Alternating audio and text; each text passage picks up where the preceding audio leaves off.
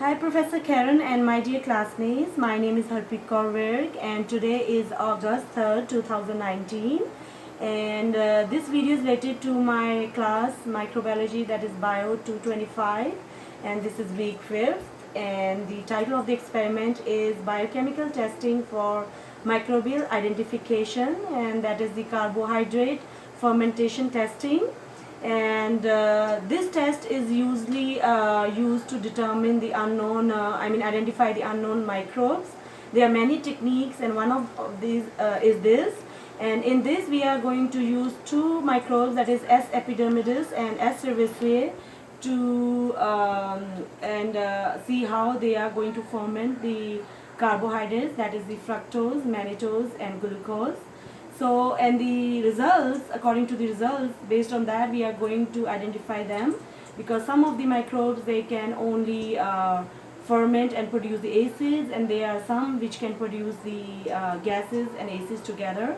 So we are going to use the two indicators. The one is the phenol, which is a pH indicator, and then we are going to use the Durant tubes, which are going to trap the gas if they are producing it.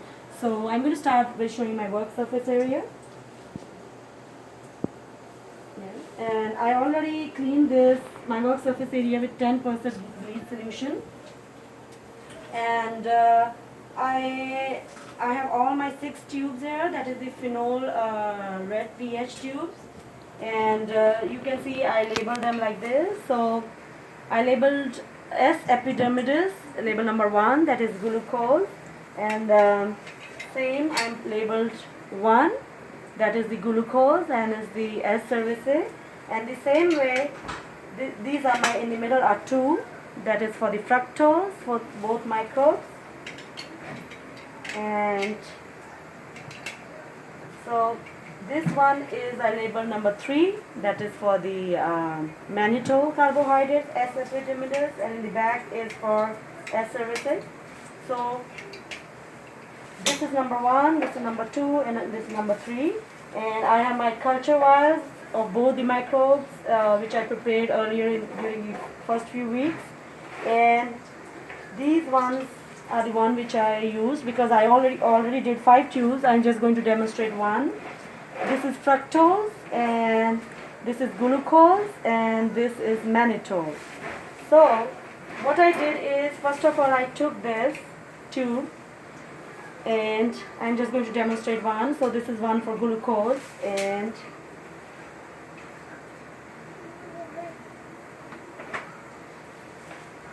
so this is for glucose. I'm just going to demonstrate how I did. So I just open this vial and pass it to the flame, sterilize it.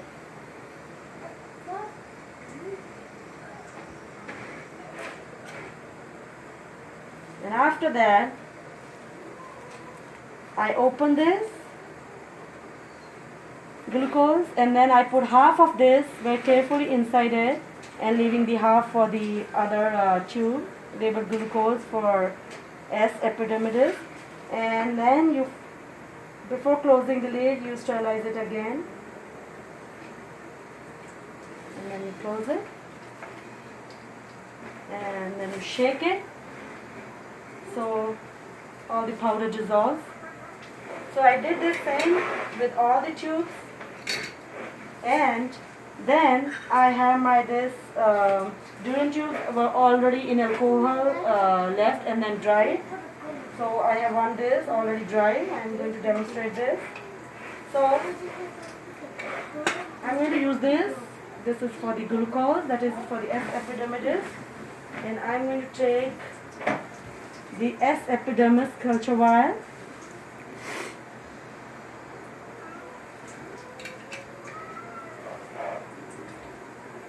and I'm going to take this Durant tube,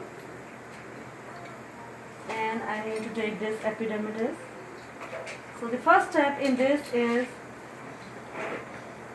I'm going to take this Durant tube. See, this is the opening part, and this I'm going to put upside down, and I'm going to try not to get bubbles in this. So without touching it, just put it here, and you can see There is no bubbles in it. So I'm going to keep it here. And then I'm going to take this pipette,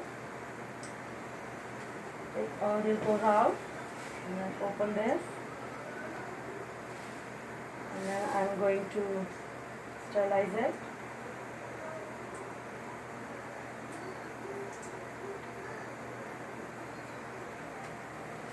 And now I'm going to take out a little of this.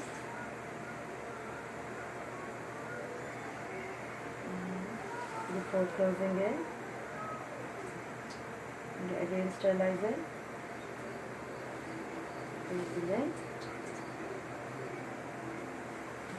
So this was my S. epidermidis, and I'm going to take this one for the glucose, S. epidermidis,